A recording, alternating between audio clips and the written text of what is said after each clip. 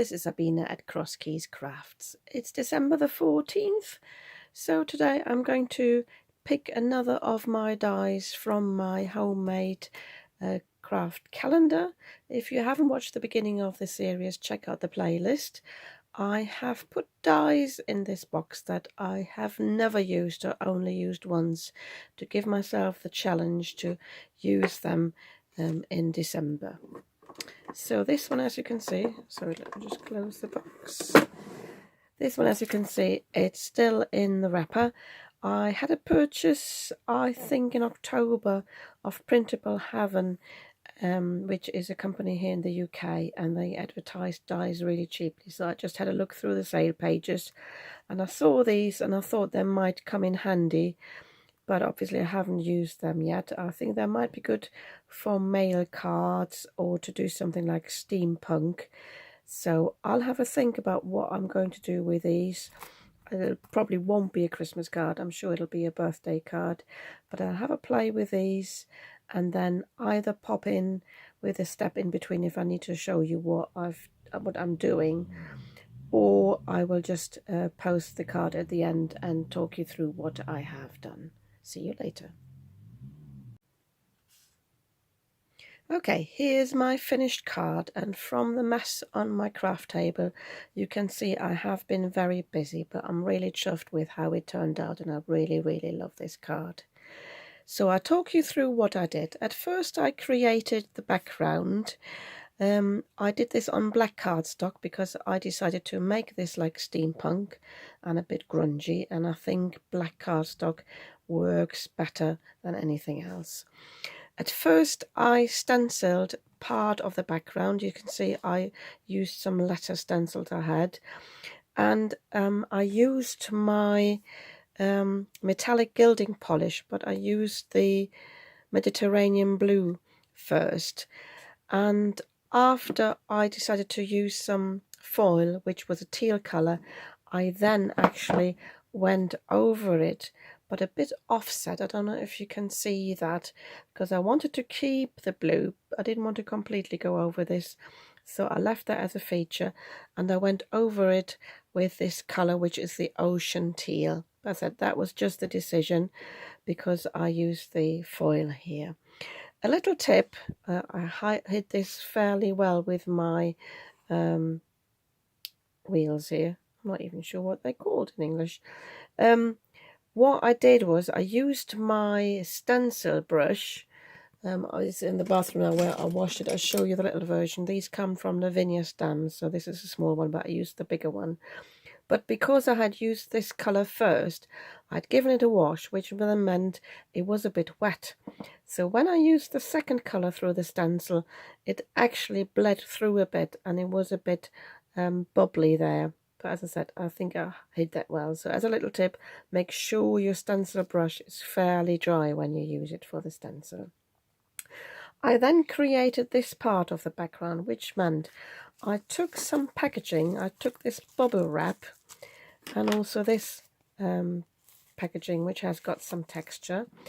And all I did with this is I put this round my glue eraser here like this, and I put some glue, two-way glue, Zig two-way glue on it to have it sticky, and I just stamped randomly with it. And I did the same with this, but with this one I just used my hands like this.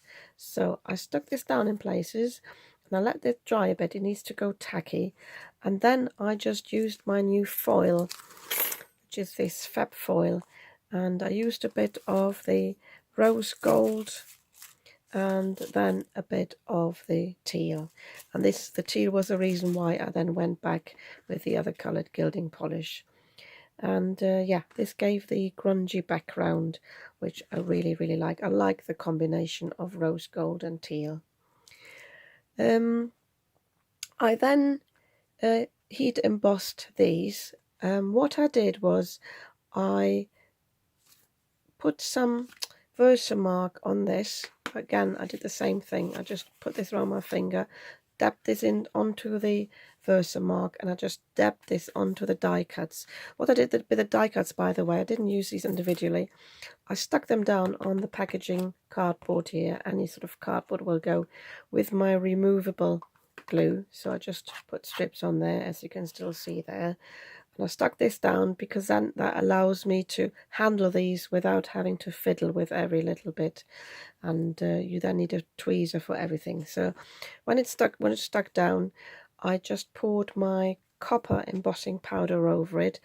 And my reason for using this is it gave some texture, so it's not smooth at all, and I didn't want the whole of the wheels to be covered, so that's what I did here. And I think again it's really, really nice. It gives this sort of grungy texture which works well with the steampunk theme.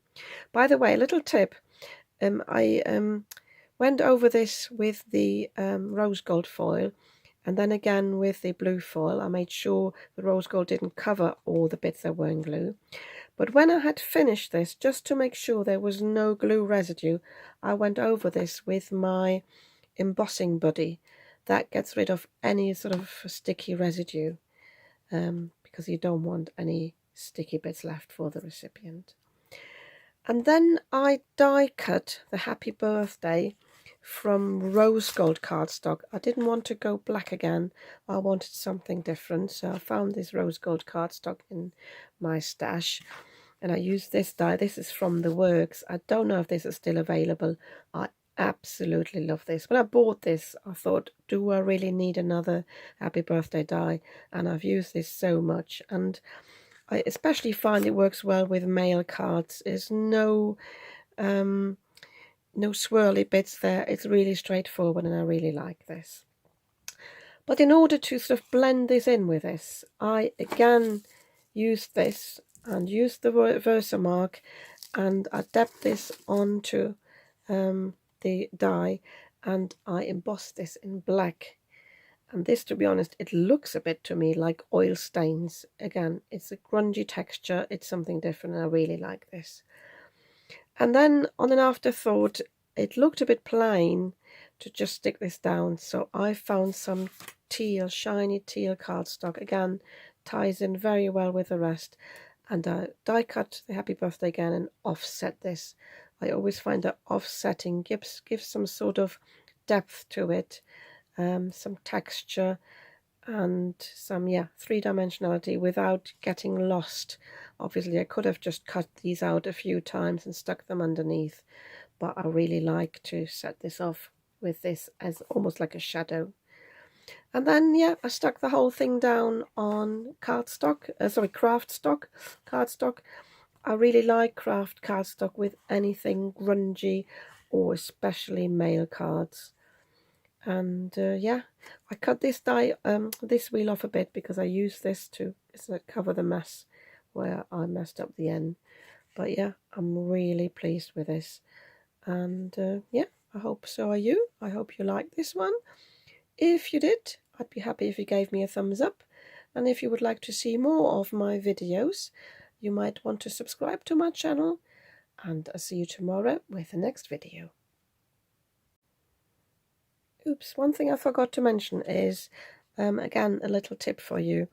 My rose gold colour cardstock, it was a bit too golden. So all I did was I chose one of my acrylic markers, and I did a test run on a piece of scrap, and I just painted over it, and you can see you can easily change the colour of this shiny cardstock, even mirror cardstock, with your alcohol markers. This is permanent, and you get the option of then having different colours. I hope that's a useful tip for you too.